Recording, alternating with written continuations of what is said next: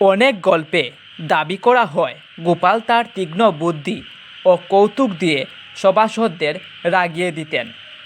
কিন্তু গোপাল ভাঁড়ের কোনো কৌতুক রাজার পছন্দ না হওয়ায় তাকে ফাঁসি বা দেশান্তরী করার আদেশ দেওয়া হয়েছিল। ঐতিহাসিক সুকুমার সেন সহ অনেকেই মনে করেন গোপাল ভাঁড় একটি কাল্পনিক চরিত্র। কৃষ্ণনগরের রাজবাড়িতে এমন কোনো ব্যক্তির প্রাতিষ্ঠানিক রেকর্ড নেই, তবে কৃষ্ণনগরের স্থানীয় মানুষের মতে তিনি রাজা কৃষ্ণচন্দ্রের নবরত্ন সভার একজন বুদ্ধিমান নাপিত ছিলেন। তার মৃত্যু বা জীবনের শেষ দিনগুলো আজও রহস্যে ঘেরা, যা আজও বাংলার মানুষের কাছে হাসির গল্পের আড়ালে এক অমীমাংসিত প্রশ্ন।